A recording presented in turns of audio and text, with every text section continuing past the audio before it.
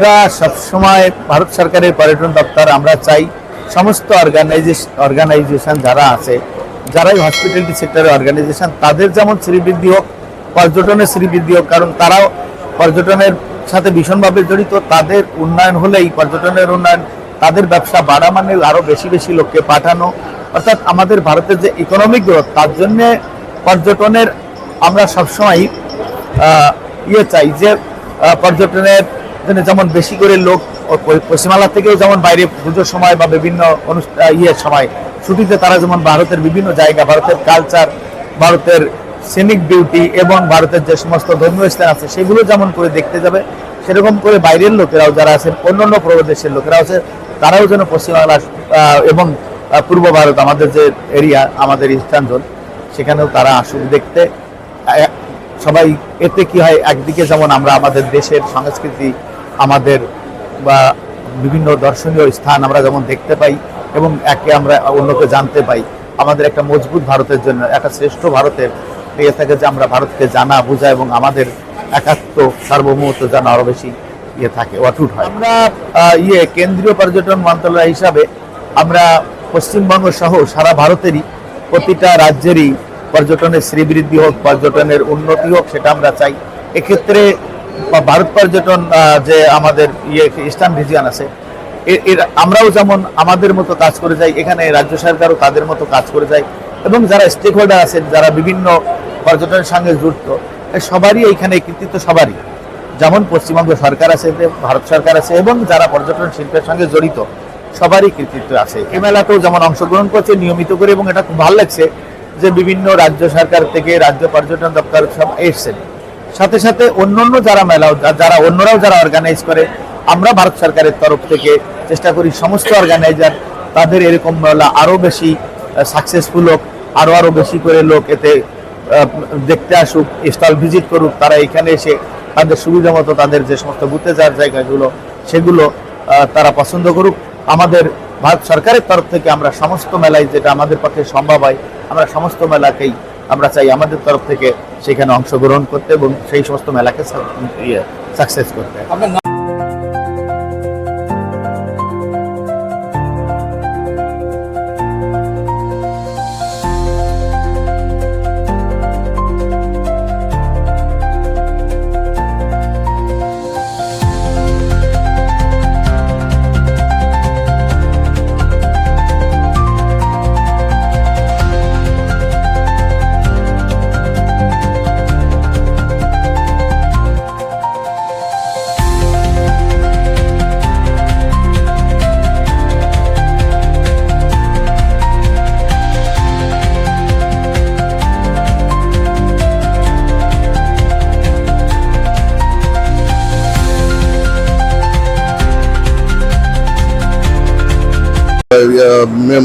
It is more than 100 stalls is here. We have to cooperate with everybody. We have discussed with everybody. We have to promote that tourism, about the improvement of the business. We have our hotels and tours. We are operating there. Here also we have office. Calcutta also we have branch of one of the branch office.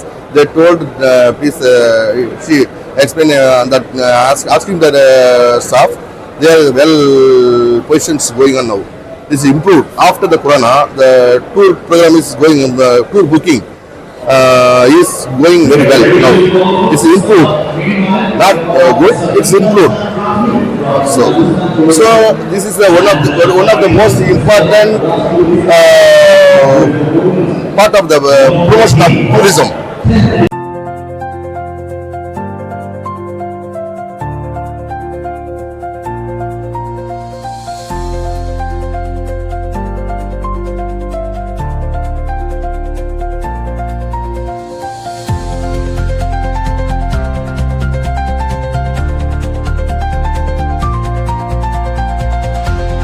We had participated last year as well. So we get many inquiries. There are many people who are looking into coming to Bodoland to explore more of the parks. So we have one national park, that is Manas National Park, which is a UNESCO World Heritage Site, and it is very much well known among the travelers as well as the tour operators of West Bengal. So this time we are focusing more on the addition to national parks, that is Raimuna National Park and Sikna Johlau National Park. Last year, as far as the tourist arrival is concerned, we had an increased number of tourist arrivals, but then at this moment it will be little difficult for me to tell you the exact number of how many Bengal tourists have come.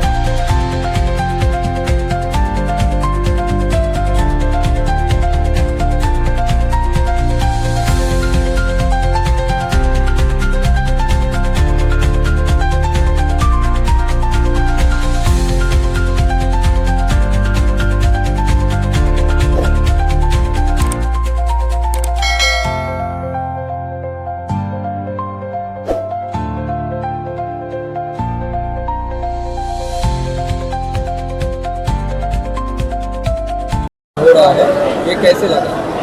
ये 10th addition है और हमें उम्मीद है कि काफ़ी tourist Bengal से दिल्ली या और अदर प्लेसेस में जाने की उम्मीद है और जिस तरह से यहाँ का माहौल है उस हिसाब से बहुत अच्छा रिस्पॉन्स हमें लग रहा है जो टूरिज्म सेक्टर में मिल सकता है।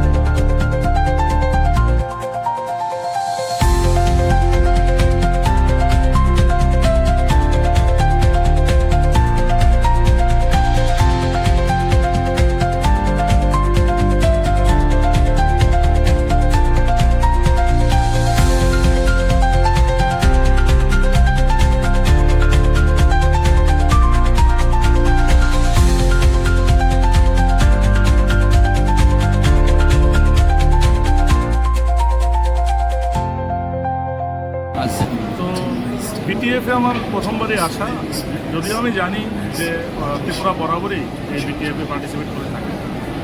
মূলত ত্রিপুরা আমরা এখানে আসি একটা মূল উদ্দেশ্য আছে কলকাতায় আসা বা বিটিএফে আসা, সেটা হচ্ছে আমরা সবাই বাঙালি। আমাদের এখানে কলকাতায় যারা মানুষজন আছে তাদের ভাষা, খাবার দাবার, বেশভূষা যা আছে ত্রিপুরাতে আমরা যারা বাঙালি আছে সেগুলো নেচার অফ অ্যাক্টিভিটিসই আছে। প্লাস আমরা দেখেছি বিগত বছরগুলোতে প্রায় লাস্ট 10 বছরও যদি আমরা ধরি বা 5 বছর ধরি, আমরা দেখেছি আমাদের মূলত যে টুরিস্ট আসেন, ডোমেস্টিক টুরিস্ট ত্রিপুরাতে ভিজিট করতে আসেন, মূলত 90% উপর এখান থেকে আসে, কলকাতা বা পার্শ্ববর্তী যে কলকাতার যে জেলাগুলো আছে এখান থেকে আসে। তো কলকাতা আমাদের জন্য বলতে পারেন যে দ্বিতীয় আমাদের মনে করুন পৈতৃক বা মাতৃক মানে হোম টাউন বলা যায়, হোম স্টেট একটা। হোম স্টেট বলতে পারেন, আমার নিজের হোম স্টেট, প্রচুর আত্মীয় স্বজন বন্ধু বান্ধব সবাই এখানে আছে। বিটিএফের ব্যাপারটা আমি যেটা বলবো, প্লাস আমরা ত্রিপুরাতে রিসেন্টলি কী করছি, recently mixture of all types of tourism আমরা ডেভেলপ করার চেষ্টা করি। যেমন আমাদের হেরিটেজ ট্যুরিজম, আপনারা জানেন মাতা ত্রিপুরেশ্বরী টেম্পল, যেটা নাকি 51 শক্তিপীঠের অন্যতম একটি, সেটাই আমাদের এখানে অবস্থিত আছে। রিসেন্টলি আমাদের মিনিস্ট্রি অফ ট্যুরিজম থেকে আমাদের 51 শক্তিপীঠের রেপ্লিকা করার জন্য 100 কোটি টাকা স্যাংশন হয়েছে, আমাদের কাজও শুরু হয়ে গেছে। এটা এটা এটা একটা অন্যতম একটা নিদর্শন হবে, যেখানে পৃথিবীর অনেক জায়গাতে আপনার 51 শক্তিপীঠ আছে। কোনো মানুষ আমার মনে হয় না কোনো জীবনদশাতে সবগুলো একসাথে ভিজিট করতে পারে। একটা রেপ্লিকা তৈরি আমরা পরিকল্পনা নিয়েছি মাতাবাড়িকে কেন্দ্র করে, এবং এটা স্যাংশনও পেয়েছি। অ্যাডভেঞ্চার ট্যুরিজম আছে আমাদের জম্পুই একমাত্র হিল স্টেশন, সেখানে আমরা প্যারাগ্লাইডিং শুরু করেছি। আমরা রিসেন্টলি আমাদের মিনিস্ট্রি অফ ট্যুরিজম থেকে আরেকটা স্যাংশন পেয়েছি এখানে বানজি জাম্পিং এবং স্কাই ওয়াক করার জন্য। সেটা আমাদের টেন্ডার প্রক্রিয়া চলছে, আগামী দিনে হবে। আমাদের কাছে আছে আপনার আর্কিওলজিক্যাল ট্যুরিজম। উত্তর পূর্বাঞ্চলের মধ্যে টোটাল 23টি আর্কিওলজিক্যাল সাইট আছে, যার মধ্যে 13টি অবস্থিত আছে ত্রিপুরা। সেগুলো অলরেডি সবগুলো আর্কিওলজিক্যাল সার্ভে অফ ইন্ডিয়ার আন্ডারে আছে। তো tourism department, archaeological survey of India একসঙ্গে মিলিত হয়ে আমরা এই সাইটগুলোকে ডেভেলপ করার জন্য আমরা চেষ্টা করছি, এবং এটা ডেভেলপও হয়েছে অনেক। আমাদের আছে টি ট্যুরিজম। আমাদের ত্রিপুরা রাজ্যে 33টি চা বাগান আছে, যার মধ্যে কিছু চা বাগান আছে যেটা আমরা গভর্নমেন্ট পরিচালিত আছে, আর বাকিগুলো সব প্রাইভেট। যেগুলো গভর্নমেন্ট পরিচালিত আছে আমরা বিভিন্ন স্কিমের মাধ্যমে আমরা এখানে আপনার ইকো ট্যুরিজম, টি ট্যুরিজম ডেভেলপ করার চেষ্টা চলছে এবং করছি, আমাদের কাজও চলছে। সোনামুখী চা বাগান, আমাদের ব্রহ্মকুণ্ড চা বাগানে অলরেডি কাজ চলছে। তো টোটাল একটা সংমিশ্রণ, উজ্জ্বল প্রসাদ, যেটা নাকি আমাদের মানিক্য ডাইনেস্টির নিদর্শন, মানে স্থাপত্যের নিদর্শন, যেটা ইন্দো মোগল আর্কিটেকচারকে আপনার মানুষের সামনে তুলে। এটা আমাদের স্টেট মিউজিয়াম হিসেবে মানে ডিক্লেয়ার হয়েছে, এবং আমাদের স্টেট মিউজিয়াম ওখানেই রান করছে। এই সবগুলো সেক্টরকে মিলে আমরা একটা কম্প্রিহেন্সিভ প্যাকেজ আমরা পর্যটকদের কাছে দেশ এবং বিদেশে তুলে ধরতে চাই।